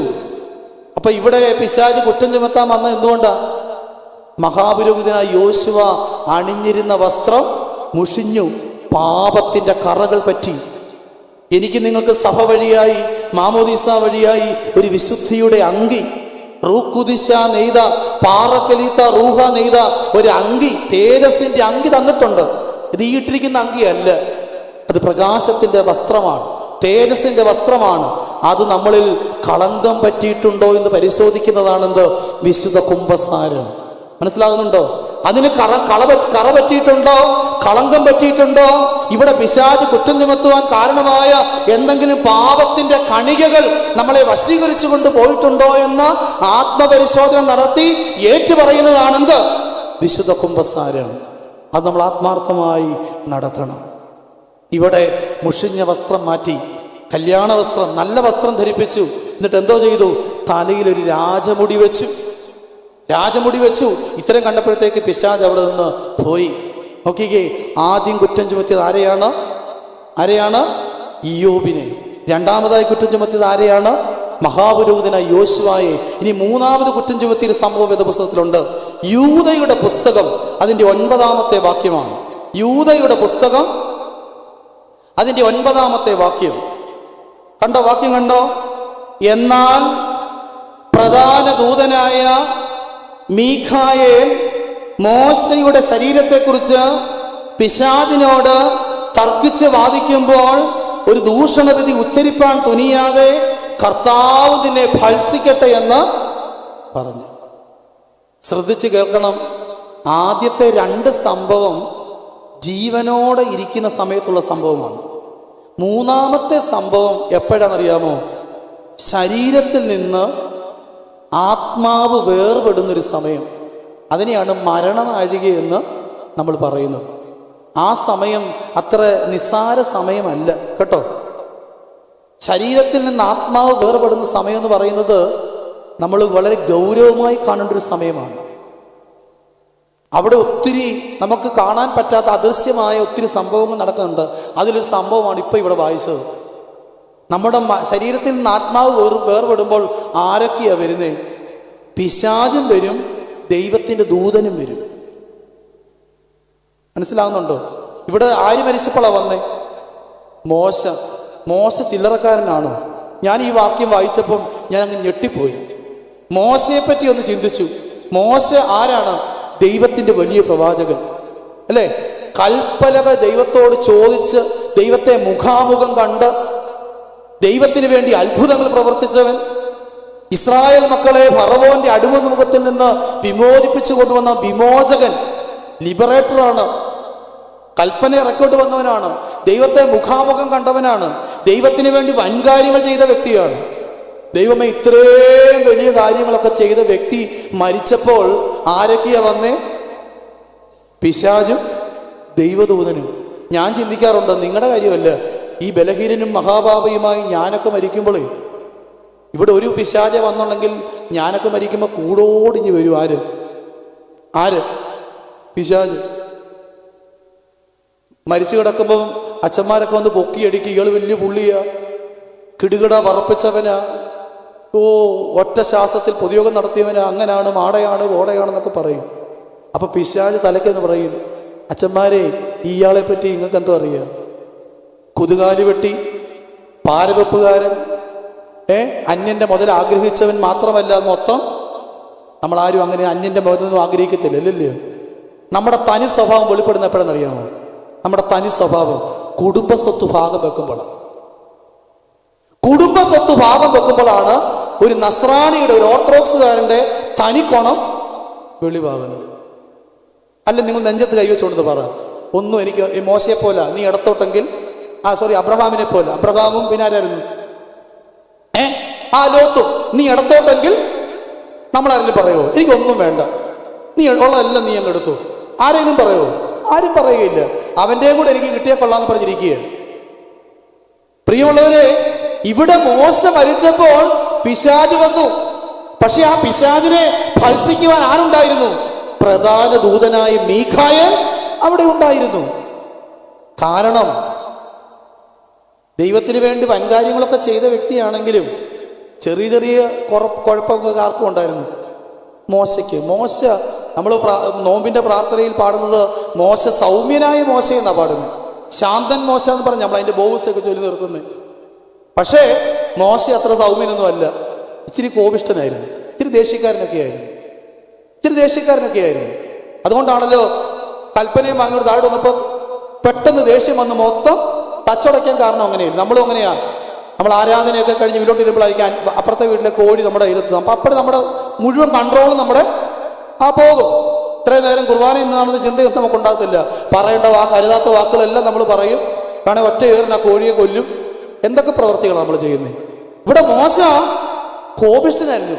പക്ഷെ മോശയുടെ കോപത്തിന് പ്രത്യേകതയുണ്ട്. നമ്മൾ കോപിക്കുന്നുള്ള കോപമല്ല. കോപം 2 തരമുണ്ട് കേട്ടോ. ഡിസ്ട്രക്റ്റീവും ഉണ്ട്, കൺസ്ട്രക്റ്റീവും ഉണ്ട്. മറ്റുള്ളവരുടെ നന്മയെ ആട്ടിക്കളയുന്ന കോപമുണ്ട്, മറ്റുള്ളവരെ വേദനിപ്പിക്കുന്ന കോപമുണ്ട്, മറ്റുള്ളവർക്ക് പ്രചോദനാത്മകമായി വളർത്തിയെടുക്കുന്ന കോപമുണ്ട്. എന്ന് പറഞ്ഞാൽ നമ്മളൊക്കെ പറയുന്ന പിള്ളേരോട് കോപിച്ചു, കെട്ടിയനോട് കോപിച്ചു. എല്ലാ കോപവും ഒന്നും പാപമല്ലെന്നേ. പിള്ളേരോട് ഇച്ചിരി കോപിക്കുന്നത് എന്താ? അവരനുസരണകൾ കാണുമ്പോൾ അല്ലേ കോപിക്കുന്നത്? അതങ്ങനെ പാപമാകുന്നേ? അവിടെ നന്മയ്ക്ക് വേണ്ടിയല്ലേ കോപിച്ചേ? കെട്ടിയോൻ ഇച്ചിരി വാട്ടീസ് അടിച്ചു വന്നപ്പോൾ ഇച്ചിരി കോപിച്ചു കാണും. അത് കെട്ടിയോന് നന്മയ്ക്ക് വേണ്ടി ഇച്ചിരി ദേഷ്യപ്പെട്ടത്. അതൊന്നും പാപമല്ല. അപ്പൊ അത് കൺസ്ട്രക്റ്റീവാണ്. മനസ്സിലാവുന്നുണ്ടോ? മനഃപൂർവ്വമായി എപ്പോഴും നമ്മൾ കോപത്തിന്റെ വാക്കുകൾ ഉപയോഗിക്കുന്നെങ്കിൽ അതെന്താണ്? അത് ഡിസ്ട്രക്റ്റീവാണ്. അതുകൊണ്ട് കോപം 2 തരമുണ്ട്. വേദപുസ്തകം വ്യക്തമായിട്ട് നമ്മളെ പഠിപ്പിക്കുന്നുണ്ട്. അതിലേക്ക് ഞാൻ പോകുന്നില്ല. പ്രിയമുള്ളവരെ, മോശയെ പറ്റി അവിടെ വലിയ കാര്യങ്ങളൊക്കെ പറയാനുണ്ടെങ്കിലും പിശാചിന് ചില ചെറിയ ചെറിയ കാര്യങ്ങളൊക്കെ ദൈവ മുമ്പാകെ നിരത്തി വെക്കാനായിട്ട് ഉണ്ടായിരുന്നത് കൊണ്ടാണ് അവിടെ പിശാച് കടന്നത്. പക്ഷേ പിശാചിനെ അവിടെ എന്ത് ചെയ്തു? ഫൽസിച്ച് ഓടിച്ചു. പ്രിയമുള്ളവരെ, നമ്മുടെ ജീവിതയാത്രയിലും ഇത്തരത്തിൽ വിരോധിയായ പിശാച് നമ്മളെ കുറ്റം ചുമത്തുവാൻ പല മാർഗങ്ങൾ തേടി നമ്മുടെ മുൻപിൽ കടന്നു വരും. ഇവിടെ തീത്തോസിനോട് പൗലോസ്ലീഹ പറയുക, നീ സുവിശേഷവുമായി അവിടെ കടന്നു ചെല്ലുമ്പോൾ നിനക്ക് വിരോധമായി പലരും തലവെക്കും. പക്ഷെ അവിടെ മുൻപിലൊക്കെ നീ എങ്ങനെയായിരിക്കണം? സൽപ്രവൃത്തികൾക്ക് മാതൃകയുള്ള ഒരു ജീവിതം നയിക്കണം. ഇനി ഞാനിപ്പോ പറഞ്ഞല്ലോ, തീത്തോസിനെ ഏത് സ്ഥലത്തോട്ട് അയച്ചത് ഞാൻ ആദ്യമേ പറഞ്ഞായിരുന്നു, ഓർക്കുന്നുണ്ടോ? ക്രേത്ത എന്ന് പറയുന്ന സ്ഥലത്താണ്. 1-ാം അധ്യായം, തീത്തോസിന്റെ പുസ്തകം 1-ാം അധ്യായം അതിന്റെ 12-ാമത്തെ വാക്യത്തിൽ കൊടുത്തിട്ടുണ്ട്. തീത്തോസിന്റെ പുസ്തകം 1-ാം അധ്യായം അതിന്റെ 12-ാമത്തെ വാക്യം എന്താണ്? ക്രേത്തർ സർവദാ അസത്യവാദികളും ദുഷ്ടജന്തുക്കളും മടിയന്മാരും പെരുവയറന്മാരും. നോക്കിക്കേ, ക്രേത്തയിലെ ആളുകൾ പുതുപ്പള്ളിക്കാരെ പോലാണോ? അല്ലെ മൗലികരക്കാരെ പോലാണോ? അല്ല, അവരസത്യവാദികളാണ്. എത്ര സത്യത്തിന്റെ മാർഗം! സുവിശേഷം എന്ന് പറയുന്നത് എന്തുവാ? സത്യത്തിന്റെ മാർഗമാണ്. ഞാൻ തന്നെ വഴിയും സത്യവും ജീവനുമാകും. ഇത് സത്യത്തിന്റെ മാർഗമാണ്, ഇത് ജീവന്റെ മാർഗമാണ്. ഇതും കൊണ്ട് അവിടോട്ട് ചെന്നാലൊന്നും അവരങ്ങോട്ട് ഏക്കത്തില്ല. ഒരു സർവദാ അസത്യവാദികൾ. പിന്നെന്താണ്? ദുഷ്ടജന്തുക്കൾ. മനസ്സിലാകുന്നുണ്ടോ? സഭയിലുള്ളവരെ പറ്റിയാ ഈ പറയുന്നത്. ക്രേത്ത എന്ന് പറയുന്ന സഭയിലെ ആളുകളെ പറ്റിയാ പറയുന്നത്. അവർ ദുഷ്ടജന്തുക്കളാണ്. ഈ സഭ എന്ന് പറഞ്ഞാൽ, പഴയ നിയമത്തിൽ ഒരു മനുഷ്യൻ ഒരു പെട്ടകം ഉണ്ടാക്കി. ആരാ ഉണ്ടാക്കിയേ? പെട്ടകം ഉണ്ടാക്കിയ ആര്? നോഹ. ദൈവത്തിന്റെ ആലോചന പ്രകാരം, ദൈവത്തിന്റെ കൽപ്പന പ്രകാരം നോഹ പെട്ടകം ഉണ്ടാക്കി. നോഹയുടെ പെട്ടകത്തിൽ ആരൊക്കെ കയറി? നോഹ കയറി, ഭാര്യ കയറി, 3 ആൺമക്കൾ കയറി, അവരുടെ ഭാര്യമാര് കയറി. മൊത്തം എത്ര പേര്? 8 പേര്. ആകെ 8 മനുഷ്യർ. ഞാൻ ചിന്തിക്കാറുണ്ട്, ദൈവമേ, ചിന്തിക്കുന്നത് എന്താണെന്നറിയാമോ? ഒരു പെട്ടകത്തിനകത്ത് 3 മരുമക്കളും ഒരമ്മായിയമ്മയും കൂടെ കഴിഞ്ഞത് ഞാൻ ചിന്തിക്കാറുണ്ട്. ഇന്ന് ഒരു വീട്ടിൽ ഒരു അമ്മായിയമ്മയും ഒരു മരുമകൾ കൂടെ ഒന്നിച്ചു പോകാൻ പറ്റുന്നില്ല. അങ്ങനെയുള്ള സ്ഥലത്താണ് 3 മരുമക്കളും ഒരമ്മായിയമ്മയും. നിങ്ങൾ ചിന്തിക്കണം കേട്ടോ. നോഹയുടെ പെട്ടകത്തിൽ മനുഷ്യരുണ്ടായിരുന്നു, പിന്നെ മൃഗങ്ങൾ, എല്ലാ തരത്തിലുള്ള മൃഗങ്ങളും ഉണ്ട്. ഇന്ന് ഭൂമുഖത്ത് കാണുന്ന വംശനാശം വന്നതും വരാത്തതും ഇനി വരാനുള്ളതുമായ എല്ലാം എവിടെയുണ്ട്? ആടുണ്ട്, പുലിയുണ്ട്, കടുവയുണ്ട്, സിംഹമുണ്ട്, എല്ലാം ഉണ്ട്. പക്ഷെ ഈ ആടും പുലിയും തമ്മിൽ കണ്ടിട്ട് എന്തെങ്കിലും കുഴപ്പമുണ്ടോ? ഒരു കുഴപ്പമില്ല. കാരണം എന്താ? നീതിമാനായ നോഹയുടെ വാക്കിന്റെ അധികാരത്തിന്റെ കീഴിൽ അവരെല്ലാം ആരായിരുന്നു? അനുസരണത്തോടെ ആ പെട്ടകത്തിനകത്ത് കഴിഞ്ഞുകൂടി. ഇന്നത്തെ പെട്ടകമാകുന്ന സഭയിലും ഇവരെല്ലാവരും ഉണ്ട്. ആരുണ്ട്? ആട്, ചെന്നായ്ക്കളെ പോലുള്ളവരും ഉണ്ട്, കുഞ്ഞാടുകളെ പോലുള്ളവരും ഉണ്ട്.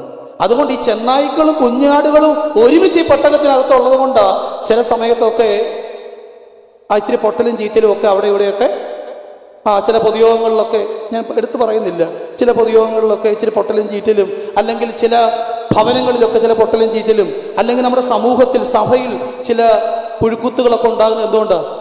ഈ ദുഷ്ടമൃഗങ്ങളൊക്കെ ഇതിനകത്തുള്ളത് കൊണ്ടാണ്. മനസ്സിലാകുന്നുണ്ടോ? ഇവിടെ പറയുക ദുഷ്ടജന്തുക്കളാണ്, പിന്നെ അവരെ മടിയന്മാരാണ്. നമ്മൾ മടിയന്മാരാണോ? നമ്മൾ മടിയന്മാരല്ല. അതുകൊണ്ടല്ലേ പാടുന്നത് അലസത ലേശം. നമുക്ക് ഒട്ടും മടിയില്ലാത്തതുകൊണ്ട് പിതാക്കന്മാർ ഓർപ്പിക്കുന്നേ, അലസത ലേശം ബാധിച്ചാൽ അശുഭ വഴിക്ക് വശംവദനായി സ്വാത്മത്തെ സ്വയമേ നിഗനിക്കും. 7 മണിക്ക് പള്ളി വരേണ്ടത് നമ്മൾ വരുന്ന എപ്പോഴാണ്? കണ്ണിപ്പിന്റെ സമയത്ത്. അൻപുടയോനെ നമുക്ക് മടി ഒട്ടും ഇല്ലല്ലോ. അതുകൊണ്ടാണ് 8:30, 8:45, 9:30 ഏതൊക്കെ സമയത്താണ് വരുന്നത്. ഈ അടുത്ത സമയത്ത് ഞാൻ പള്ളിയിൽ നിന്ന് പറഞ്ഞപ്പോൾ ഒരാളോട് പറഞ്ഞു, അച്ഛാ, ഞങ്ങൾ വരുന്നത് വേദപുസ്തക വചനപ്രകാരമാണ്. കാരണം എന്താ? 3-ാം മണിക്ക് വന്നവർക്കും 6-ാം മണിക്ക് വന്നവർക്കും 9-ാം മണിക്ക് വന്നവർക്കും കൂലിയല്ല. പിന്നെ അച്ഛനും തന്നെ ഈ ഘോരം കോരി ഞങ്ങളെ വഴക്ക് പറയുന്നത്. നമുക്ക് എല്ലാത്തിനും എന്തുണ്ട്? ന്യായീകരണം വചനത്തിനുണ്ട്. മനസ്സിലാവുന്നുണ്ട്? നല്ല കാര്യങ്ങളൊന്നും കണ്ടുപിടിച്ചില്ലേലും നമുക്ക് നിൽക്കാൻ വേണ്ടിയുള്ള വചനങ്ങളെല്ലാം നമുക്ക് അറിയാം. ഇവിടെ പറയുകയാണ് പെരുവയറന്മാർ. 4-ാമത്തെ വിശേഷണം എന്ത്? പെരുവയർ. നമുക്ക് ഒട്ടും പെരുവയറില്ലല്ലോ. നമുക്കിപ്പം ഷുഗറൊക്കെ, എനിക്ക് ഇച്ചിരി ഷുഗറൊക്കെ രാവിലെ വൈകിട്ട് ഇൻസുലിൻ എടുക്കുന്ന ആളാണ് ഞാൻ. അതുകൊണ്ട് വൈകിട്ട് ചപ്പാത്തി ആണെങ്കിൽ 2 ചപ്പാത്തിയും കുറേ ചപ്പും, അല്ലേ? ഇച്ചിരി എന്തെങ്കിലുമൊക്കെ ഇലയോ അല്ലെങ്കിൽ കുക്കുംബറോ അതോ ഇതൊക്കെ. കാരണം എന്താ, 5 ചപ്പാത്തി കഴിക്കണമെന്ന് ആഗ്രഹമുണ്ട്. വയറിനോട് പറഞ്ഞിട്ടുണ്ട് എന്ത്, 2 പാടുള്ളൂ, അതിൽ കൂടുതൽ കഴിച്ചാൽ നാളെ കൂടുതൽ ഇൻസുലിന് എടുക്കേണ്ടി വരും. നമ്മുടെ കല്യാണങ്ങളൊക്കെയോ കയറി വരുമ്പോൾ ഒരു കോഴ്സ്, ഒരു കുടി ഒരു കടി, അല്ലേ? പിന്നെ കല്യാണം നടന്നുകൊണ്ടിരിക്കുമ്പോൾ എപ്പോൾ വേണമെങ്കിലും കോഴ്സ് എടുക്കാൻ മുമ്പിൽ പന്തലിട്ട് അവിടെ ആളുകളുണ്ട്. അത് കഴിഞ്ഞ് കയറി ചെന്നാലോ ഗേറ്റ് അങ്ങോട്ട് പൊക്കിക്കഴിഞ്ഞാലില്ലേ പട്ടിണി കിടക്കുന്ന പശുക്കളെ പോലെ ഒറ്റില്ല കണ്ടത്തിലോട്ട് ചാടുന്ന പോലെ നമ്മൾ ചാടുന്നു. ചാടിക്കഴിഞ്ഞ് സ്ഥലമൊക്കെ പിടിച്ച് അകത്ത് കയറി മേശയുടെ മണ്ടയ്ക്ക് കയറി ഇരുന്നു. ആദ്യം ഒരു കോഴ്സ് വരും, പാലപ്പമോ മട്ടൻ ചാപ്സോ, അല്ലേ? അത് കഴിഞ്ഞ് ചിക്കൻ വറുത്തത്, second 3rd course, 4th course, അങ്ങനെ 10ഉം 12ഉം കോഴ്സ് കഴിഞ്ഞ് ഏമ്പൊക്കെ വിട്ട് എഴുന്നേൽക്കുമ്പോൾ നമ്മുടെ ആ തീന്മേശയുടെ മുകളിൽ നമ്മൾ ഒന്നുകൂടെ ശ്രദ്ധിച്ചിട്ടേ പോകാവൂ. പുതുപ്പള്ളി പള്ളിയിലെ കല്ലറയിൽ കാണുന്ന എല്ലാ അസ്ഥികളും എവിടെയുണ്ട്? നമ്മുടെ തീന്മേശയുടെ മരി വേണ്ടായെങ്കിലും കടിച്ച് വലിച്ച് തുപ്പി ചവച്ച് അവിടെ ഇട്ടിട്ട് നമ്മൾ പോകുന്നത്. നമ്മളാരും പെരുവയറന്മാരല്ല, ആണോ? അല്ല. ക്രേത്തയിലെ ആളുകൾ അസത്യവാദികളായിരുന്നു, പിന്നെ അസത്യവാദികളായിരുന്നു, ദുഷ്ടജന്തുക്കളായിരുന്നു, പെരുവയറന്മാരായിരുന്നു, അലസന്മാരായിരുന്നു. ഇങ്ങനെയുള്ള ആളുകളുടെ മധ്യത്തിലേക്കാണ് ആരെ അയച്ചത്? തീത്തോസിനെ അയച്ചത്.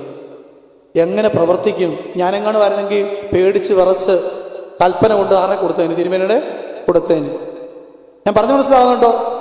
അതുകൊണ്ട് തീത്തോസിനോട് പൗലോസ്ലീഹ പറയുക, അതിന്റെ 9ാമത്തെ വാക്യം, ഉപദേശത്തിൽ നിർമ്മലതയും ഗൗരവവും ആക്ഷേപിച്ചുകൂടാത്ത പഥ്യവചനമായിരിക്കണം. കാരണം നമ്മളെ ആദ്യം തെറ്റിക്കുന്നത് ഏതിലെന്നറിയാമോ? നമ്മുടെ സംസാരത്തില്. യേശു ക്രിസ്തുവിനെ പരീശന്മാരിങ്ങനെ പുറകെ നടക്കുമായിരുന്നു. എന്തിനു വേണ്ടിയാണെന്നറിയാമോ? വാക്കിൽ കൊടുക്കാൻ. അങ്ങനെ നമ്മൾ സുവിശേഷത്തിൽ വായിക്കുന്നല്ലേ, വാക്കിൽ കൊടുക്കാൻ.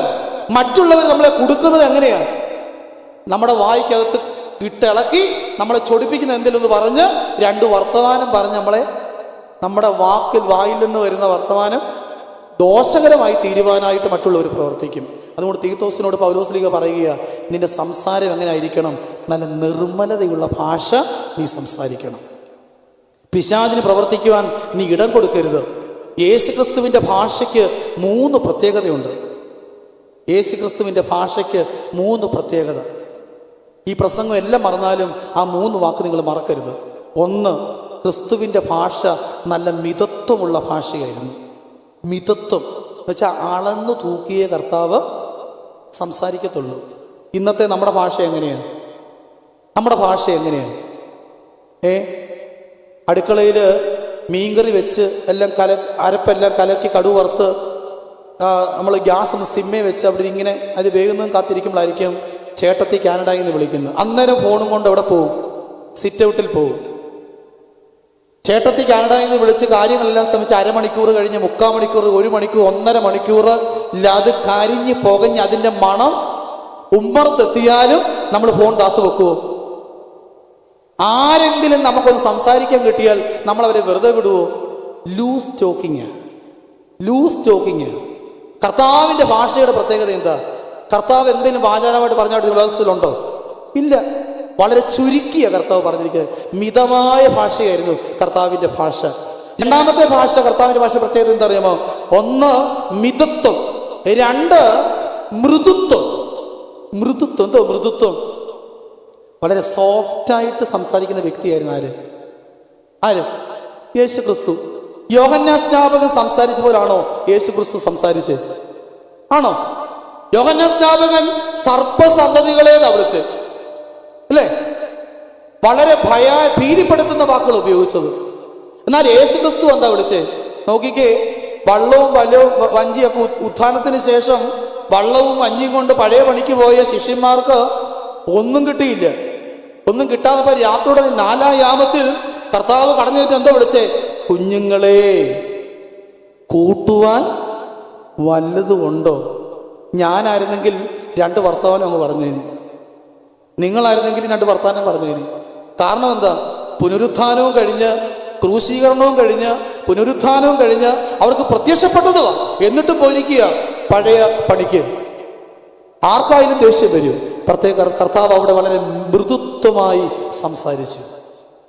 ഞാനൊരു കാര്യം പറയാം, നമ്മുടെ ബന്ധങ്ങൾ എന്നും ഊഷ്മളമായി നിലനിർത്തണമെങ്കിൽ നമ്മൾ വളരെ മൃദുത്വമുള്ള ഭാഷ സംസാരിക്കണം. മൃദുത്വമുള്ള ഭാഷ സംസാരിക്കണം. ഇവിടെ കർത്താവ് വിളിച്ചത് കുഞ്ഞുങ്ങളെ എന്നാണ് വിളിച്ചത്. മൂന്നാമത്തെ പ്രത്യേകത എന്താണെന്നറിയാമോ? കർത്താവിൻ്റെ ഭാഷയ്ക്ക് ഒരു ഋജുത്വം ഉണ്ടായിരുന്നു. എന്തോ ഋജുത്വം? ഋജുത്വം. എന്തോ ഋജുത്വം? സ്ട്രെയിറ്റ് ഫോർവേഡ്, ട്രാൻസ്പെറൻറ്റ്, സുതാര്യത ഉണ്ടായിരുന്നു വാക്കുകൾക്ക്. നമുക്ക് എന്തെങ്കിലും ഒരു സുതാര്യതയുണ്ടോ? നമ്മൾ പുതുപ്പള്ളി കവലയിൽ വണ്ടി കയറാൻ നിൽക്കുക. അപ്പം നമുക്കറിയാവുന്ന ഒരാൾ വന്ന് സ്കൂട്ടർ നിർത്തി വെച്ചു, എടി ലീലാമേ നീ എവിടെ പോവാ? ഞാൻ അങ്ങ് കോട്ടയം വരെ പോവുക. പക്ഷേ കോട്ടയത്ത് പോകാൻ നിൽക്കുക, മല്ലപ്പള്ളിക്ക് ബസ് കയറാൻ നിൽക്കുക. പക്ഷെ പറയത്തില്ല മല്ലപ്പള്ളിക്ക് പോവാണെന്ന്. നമ്മൾ എന്താ പറയത്തുള്ളൂ? കോട്ടയം വരെ പോകാമെന്നേ പറയത്തുള്ളൂ. കാരണം എന്താ?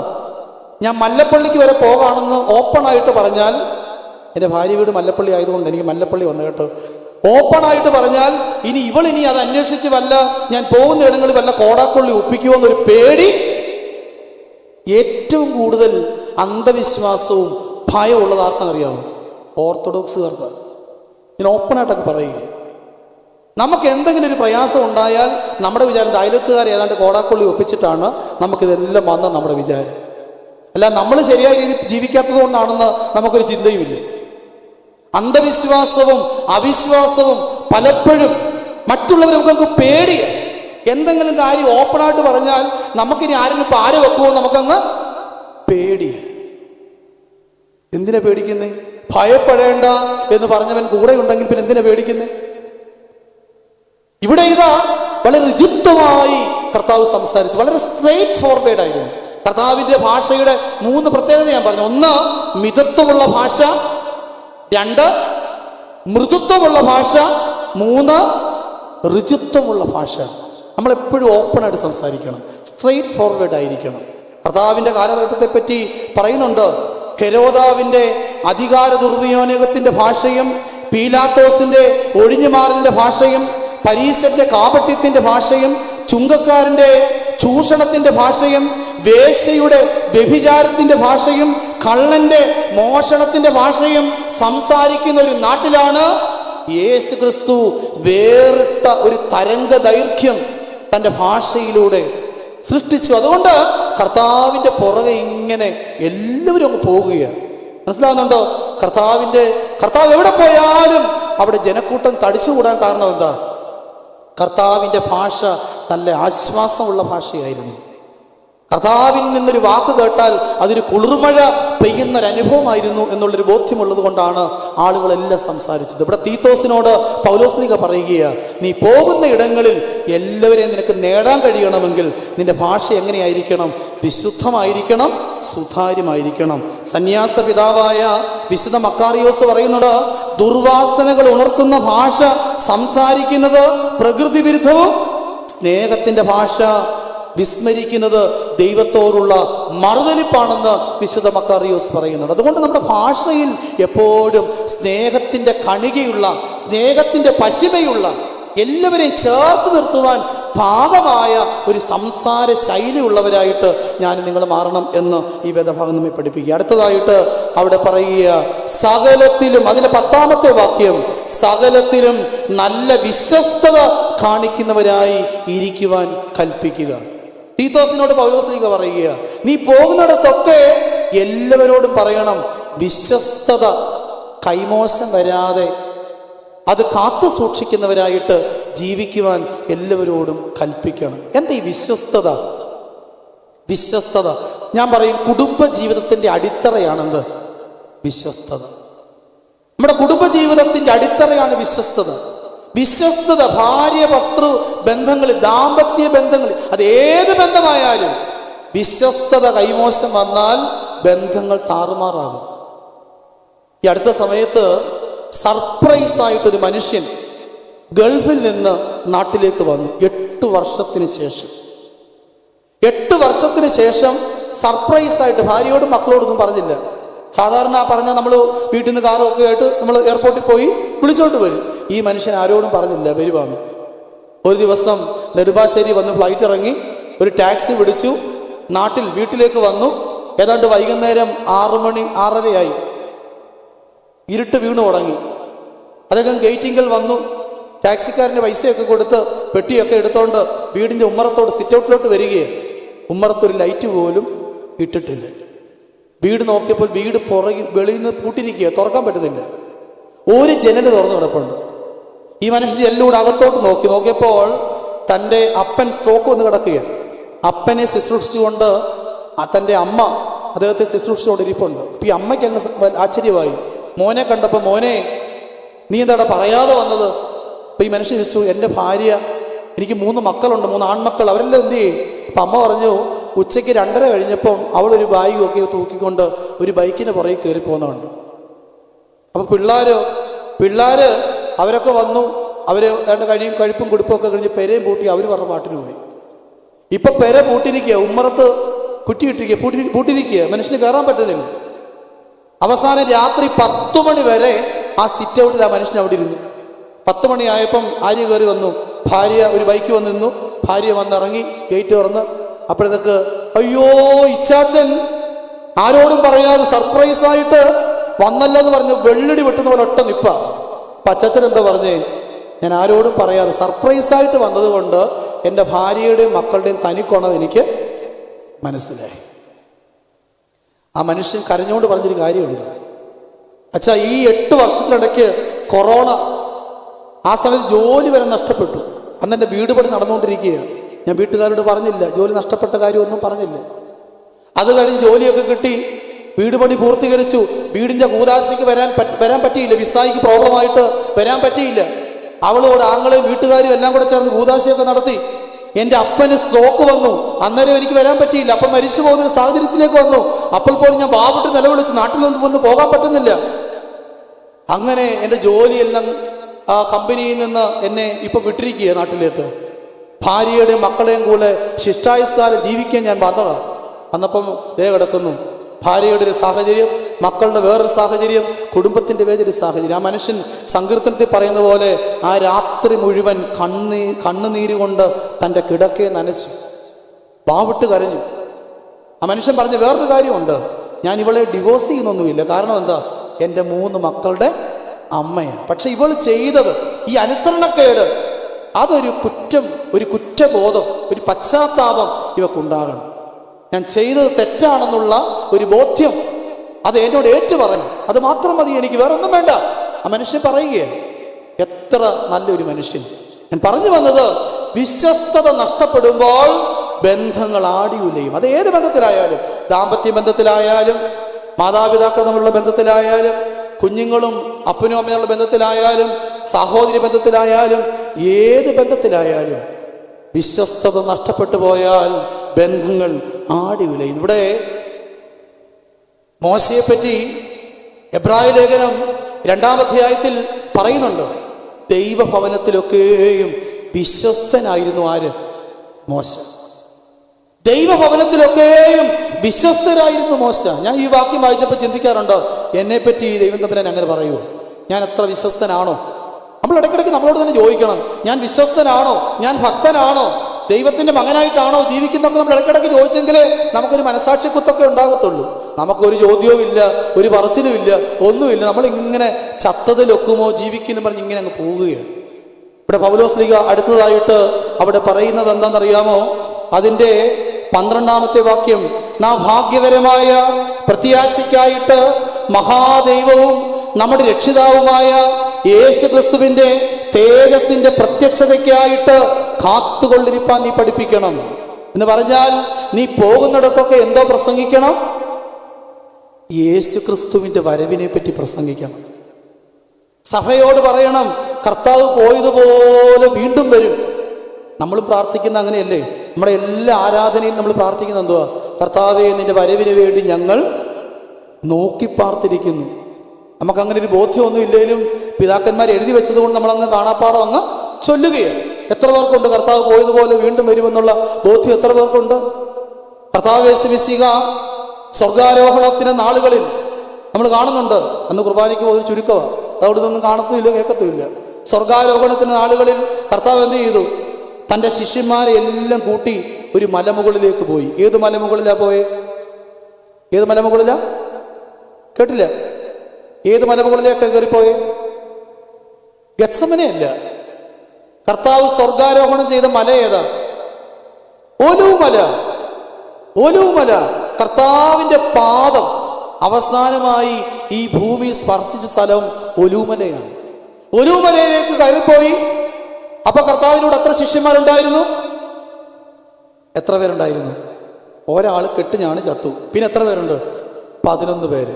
11 പേരെയും അനുഗ്രഹിച്ചു. കർത്താവ് കരമുയർത്തി അനുഗ്രഹിച്ചു. വീട്ടിൽ പോയി വായിച്ചാൽ മതി. അപ്പോസ്തല പ്രവൃത്തി 1-ാം അധ്യായം. കരമുയർത്തി അനുഗ്രഹിച്ചു കൊണ്ടിരിക്കുമ്പോൾ പെട്ടെന്നൊരു മേഘം അവിടോട്ട് വന്നു. അങ്ങനെയാ വായിക്കുന്നത്. മേഘം വന്ന് ഈ മേഘത്തിൽ കയറി ആര് പോയി? നമ്മുടെ കർത്താവ് അങ്ങ് പോയി. എവിടെ പോയി? സ്വർഗത്തിലേക്ക് പോയി. ശിഷ്യന്മാരെല്ലാം ഈ മേഘം പോകുന്നത് കണ്ടുകൊണ്ടിങ്ങനെ നിൽക്കുകയാണ്. അപ്പൊ ഒരു ശബ്ദം ഉണ്ടായി. എന്തോ ശബ്ദം? ഗലീല പുരുഷന്മാരെ, നിങ്ങൾ ആകാശത്തിങ്കിലേക്ക് നോക്കി നിൽക്കുന്നത് എന്താ? നിങ്ങളെ വിട്ടുപിരിഞ്ഞു പോയ കർത്താവ് പോയതുപോലെ വീണ്ടും വരും. ഇത് കേട്ട ശിഷ്യന്മാർ പോയിടത്തെല്ലാം പ്രസംഗിച്ചു. നമ്മുടെ കർത്താവ് പോയതുപോലെ വീണ്ടും എവിടെ വരും? എവിടെ വരും? എവിടെയാ വരുന്നത്? ഒലൂമലയിൽ വരും. കർത്താവ് മടങ്ങി വരുമ്പോഴും കർത്താവിന്റെ പാദ സ്പർശിക്കുന്ന സ്ഥലം എവിടെയാ? എവിടെയാ കൊടുത്തിരിക്കുന്നത്? സഖരിയ പ്രവാചകന്റെ പുസ്തകം 14-ാം അധ്യായം. വീട്ടിൽ പോയി വായിച്ചാൽ മതി. മടങ്ങി വരുന്ന കർത്താവിന്റെ പാദം ഒലൂമലയിൽ സ്പർശിക്കും. ഒലൂമല രണ്ടായി പിളരും. വീട്ടിൽ പോയി വായിക്കണം. സഖരിയ പ്രവാചകന്റെ പുസ്തകം 14-ാം അധ്യായം. അതെന്റെ വിഷയമല്ലാത്തതുകൊണ്ട് ഞാനത് വിടുകയാണ്. പ്രിയമുള്ളവരെ, അതുകൊണ്ട് ശിഷ്യന്മാർ പോയിടത്തെല്ലാം പ്രസംഗിച്ചു. എന്തോ പ്രസംഗിച്ചു? കർത്താവ് പോയതുപോലെ വീണ്ടും വരും. നമ്മൾ കാണുന്നുണ്ട് കർത്താവിന്റെ മടങ്ങി വരവിനെ പറ്റി ഉപമകളുണ്ട്. അതിലെ ശ്രേഷ്ഠമായൊരു ഉപമയാണെന്ത്? ബുദ്ധിയുള്ള കന്യകമാരുടെ ഉപമ. കർത്താവിന്റെ മടങ്ങി വരവുമായിട്ട് ബന്ധപ്പെട്ടൊരു ഉപമയാണ്. ആ ഉപമ വായിക്കുന്ന എപ്പോഴാണ്? ഈ ഉപമ വായിക്കുന്ന എപ്പോഴാണ്? ആ സ്ത്രീകളുടെ ശവസംസ്കാര ശുശ്രൂഷയിലാണ് വായിക്കുന്നത്. അവിടെ വായിക്കുന്നത് ഇങ്ങനെയാണ്: മണവാളൻ വന്നു, ആർപ്പുവിളി ഉണ്ടായി. അപ്പോൾ ബുദ്ധിയുള്ള കന്യകമാർ 5 പേര് പാത്രത്തിൽ എണ്ണയെടുത്തു. മണവാളിനോടൊപ്പം ഇവിടെ കയറി, മണവറയിൽ കയറി. മണവാളൻ വാതിലടച്ചു. ഇപ്പൊ പുറത്തുള്ളവരും അകത്തുള്ളവരും തമ്മിലുള്ള വ്യത്യാസം, അകലം എത്രയുള്ളൂ? എത്രയുള്ളൂ? ഒരു കതകിന്റെ കനവേ ഉള്ളൂ. ഈ കഥ കടച്ചാൽ അപ്പുറത്തുള്ളവരും ഇപ്പുറത്തുള്ളവരുടെ അകലം എത്രയേ ഉള്ളൂ? ആ കതകിന്റെ കനം അതെത്രയായിക്കോട്ടെ, എത്ര സെന്റിമീറ്റർ ചോദിക്കുന്നില്ല. പക്ഷേ പുറത്തുള്ളവർ അകത്തുള്ളവരോടും അകത്തുള്ളവർ പുറത്തുള്ളവരോടും സംവദിക്കുവാൻ, സംവേദനം നടത്തുവാൻ യാതൊരു മാർഗവും അവിടെയില്ല. മറ്റൊരു ചോദ്യം, ഇവിടെ ബുദ്ധിയുള്ള കന്യകമാർ എടുത്ത എണ്ണ എന്തുവാ? ചക്കിലാട്ടിയ എണ്ണയാണ്? പാമോയിലാണ്? ഇപ്പൊ നിങ്ങൾ പറയുമായിരിക്കും അന്ന് പാലസ്തീനിൽ ഇതൊന്നുമില്ല, അവിടെ ആകെ ഉള്ളത് എന്തുവാ? ഒലിവെണ്ണയാണ്. ഒലിവെണ്ണയാണെന്നായിരിക്കും നമ്മൾ പറയുന്നത്. പക്ഷെ അവിടെ പിതാക്കന്മാർ എഴുതി വെച്ചിട്ടുണ്ട് ഇത് ഇവരെടുത്ത എണ്ണ എന്തുവാണ്. കേട്ടിട്ടുണ്ടോ എവിടെയെങ്കിലും? നമ്മുടെ പിതാക്കന്മാര് ശവസംസ്കാര ശുശ്രൂഷയുടെ അവസാന ഒരു ഭൂത്തോമ പ്രാർത്ഥനയുണ്ട്. ഒരു 2-3 പേജുള്ളൊരു പ്രാർത്ഥനയുണ്ട്. അതങ്ങനെ വീട്ടിൽ വന്ന് കണ്ടിട്ടൊരു പോക്ക. പള്ളിയിലും വരത്തില്ല.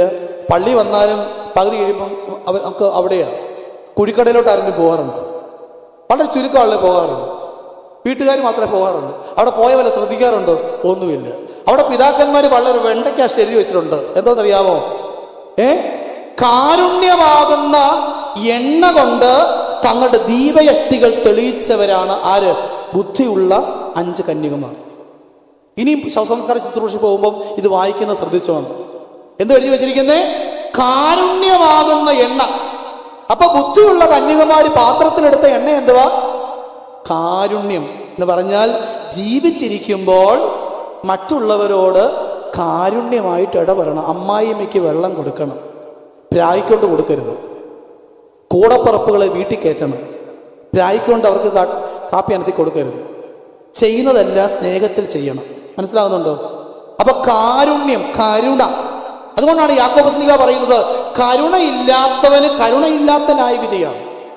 കരുണയാണ് ന്യായവിധി ജയിക്കുന്നത്. ഞാൻ പറയുന്നതല്ല, യാക്കോബ് ശ്ലീഹയുടെ ലേഖനത്തിൽ എഴുതി വച്ചിരിക്കുന്നതാണ്. ഇവിടുന്ന് അങ്ങോട്ട് ചെല്ലുമ്പോഴേ ദൈവം തമ്പുരാൻ പരിശോധിക്കും. ഞാൻ പേര് നോക്കത്തില്ലേ? പേര് നോക്കുമ്പം ജീവിതയാത്രയിൽ എന്തെങ്കിലും നന്മ പ്രവൃത്തി ചെയ്തോ എന്ന് നോക്കും ദൈവം തമ്പുരാൻ. അല്ലാതെ എല്ലാ ആഴ്ചയും പള്ളി പോകണമെന്ന് മാത്രമല്ല നോക്കുന്നത്. മനസ്സിലാവുന്നുണ്ടോ? ജീവിതത്തിൽ എന്തെങ്കിലും നന്മ ചെയ്തോ, കരുണ കാണിച്ചോ, സ്നേഹിച്ചോ. തത്വജ്ഞനായ ജോൺ ഓഫ് ദ ക്രോസ് എന്ന് പറയുന്ന എഴുത്തുകാരൻ പറയുന്നുണ്ട്, ഒടുവിൽ ഒരുവന്റെ ന്യായവിധിയുടെ മാനദണ്ഡം ആരാധിച്ചവരും ആരാധിക്കാത്തവരും തമ്മിലുള്ള വ്യത്യാസത്തിലല്ല. അദ്ദേഹത്തിന്റെ അഭിപ്രായമാണ്. ആരാധിച്ചവരും ആരാധിക്കാത്തവരും തമ്മിലുള്ള വ്യത്യാസത്തിലല്ല, സ്നേഹിച്ചവരും സ്നേഹം കൊടുത്തവരും സ്നേഹം പങ്കിട്ടവരും തമ്മിലുള്ള വ്യത്യാസത്തിലാണ്. പണ്ടൊരു വല്യമ്മ മരിച്ചു, അങ്ങ് ചെന്നു. എവിടെ? സ്വർഗത്തിലെത്തി. ദൈവം തമ്പുരാൻ വല്യമ്മയുടെ പേര് നോക്കിയിട്ടൊന്നും കാണുന്നില്ല. അവസാനം പറഞ്ഞു, ഒന്നുകൂടെ നോക്കിയപ്പം പറഞ്ഞു, മരിക്കുന്നതിന് അന്ന് രാവിലെ അയലത്തെ വീട്ടിലെ സാറാമയ്ക്ക് ഒരു സവാള ഉള്ളി കടം കൊടുത്തു. ഒരു നന്മ ചെയ്തു. അത് മാത്രമാണ് നന്മ. അപ്പൊ ദൂത പറഞ്ഞു, അങ്ങനെ ഒരു നന്മ ചെയ്തത് കൊണ്ട് ഒരു കാര്യം ചെയ്യാം, താഴോട്ട് ഇപ്പൊ എടുത്തെറിയും. വേറെ നന്മയൊന്നും ഇല്ലാത്തത് കൊണ്ട് ഗന്ധക തീപ്പൊയ്കയിലോട്ട് ഇപ്പൊ തള്ളിയിടും. പക്ഷേ രക്ഷപ്പെടാനൊരു മാർഗമുണ്ട്. ആ കൊടുത്ത സവാള ഞങ്ങൾ നൂലെ കെട്ടി താഴോട്ട് ഇറക്കും. സവാളയുടെ അടിയിൽ എന്തോ ഉണ്ട്?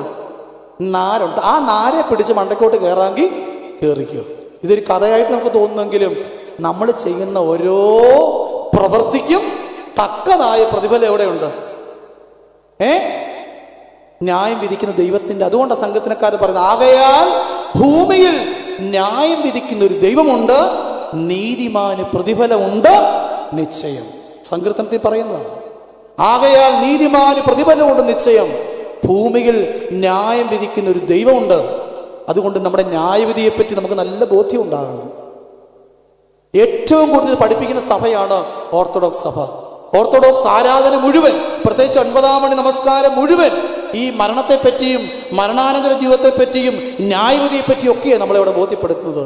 നമ്മളിതെല്ലാം ചൊല്ലി അങ്ങ് തീർക്കുകയാണ്, നമ്മുടെ ജീവിതത്തെ സ്പർശിക്കാറില്ല. അതുകൊണ്ട് മണവാളന്റെ വരവിങ്കൽ പാട്ടുകാരൻ പാടുന്നുണ്ട്, എണ്ണയുണ്ടോ നിൻ വിളക്കിൽ നീ ഒരുങ്ങിയിട്ടുണ്ടോ, എണ്ണയുണ്ടോ നിൻ വിളക്കിൽ നീ ഒരുങ്ങിയിട്ടുണ്ടോ, നിർമ്മലമാ നീതി വസ്ത്രം നീ ധരിച്ചിട്ടുണ്ടോ, നിർമ്മലമാ നീതി വസ്ത്രം നീ ധരിച്ചിട്ടുണ്ടോ, പ്രത്യാശയോടിതാ ഭക്തരങ്ങോണരുന്നേ, വന്നുദിക്കും പൊന്നുഷസേ ഓർക്കും തോറും. അതുകൊണ്ട് കർത്താവിന്റെ വരവിന് വേണ്ടി നമ്മൾ ഒരുങ്ങണം. ആമോസ് 4:12 ഇങ്ങനെ ദൈവത്തെ എതിരേൽപ്പാൻ ഒരുങ്ങിക്കൊള്ളുക.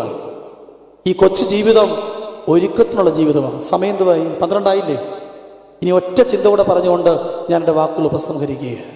ഈ വേദഭാഗം തീത്തോസിന്റെ ലേഖനം 2-ാം അധ്യായം അതിൻ്റെ 14-ാമത്തെ വാക്യം എന്തുവായി എഴുതിയിരിക്കുന്നത്?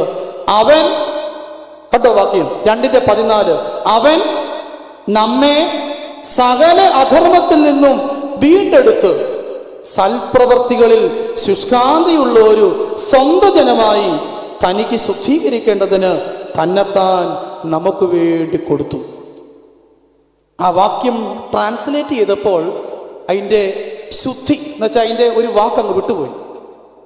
അതിൻ്റെ കറക്റ്റ് പരിഭാഷ നമുക്ക് വേണ്ടി മറുവിലയായി തന്നെത്താൻ കൊടുത്തു എന്നാണ് അതിൻ്റെ കറക്റ്റ് പരിഭാഷ. എന്തുവാ കർത്താവ് മറുവിലയായിട്ട് നമുക്ക് വേണ്ടി കൊടുത്തത്? തൻ്റെ ചങ്കിലെ രക്തമാണ്. തൻ്റെ ചങ്കിലെ രക്തമാണ് മറുവിലയായിട്ട് കൊടുത്തത്. ആ രക്തമാണ് നമ്മുടെ ജീവന്റെ ആധാരം. പൊന്ന്, വെള്ളി മുതലായ അഴിഞ്ഞു പോകുന്ന വസ്തുക്കൾ കൊണ്ടല്ല, നിർദോഷവും നിഷ്കളങ്കവുമായ കുഞ്ഞാടിൻ്റെ വിലയേറി രക്തം കൊണ്ടത്രേ എന്നെ നിങ്ങളെ വിലയ്ക്ക് വാങ്ങിയത്. അതുകൊണ്ട് ആ രക്തത്തിൻ്റെ വില മറന്നു പോകരുത്. ഞാൻ ഒരു ചോദ്യം നിങ്ങളോട് ചോദിക്കുക. എന്താണെന്നറിയാമോ ചോദ്യം? കർത്താവ് ഈ ഭൂമിയിൽ ജീവിച്ച സമയം എത്ര വർഷം ജീവിച്ചു? 33 എന്നൊക്കെ പറയുന്നുണ്ട്. ഈ 33 വർഷക്കാലത്തെ കർത്താവിൻ്റെ ജീവിതത്തിൽ കർത്താവിന് സ്വന്തമായിട്ടുണ്ടായിരുന്നത് എന്തൊക്കെയാണ്? പിന്നെ എന്നോട് ചോദിച്ചാൽ ഞാൻ പറയും, ലക്ഷങ്ങളുടെ ബാങ്ക് ബാലൻസ് ഉണ്ട്, ഒരു കാറുണ്ട്, ഒരു വീടുണ്ട്, ജോലിയുള്ളൊരു ഭാര്യയുണ്ട്, അതുണ്ട്, ഇതുണ്ട്.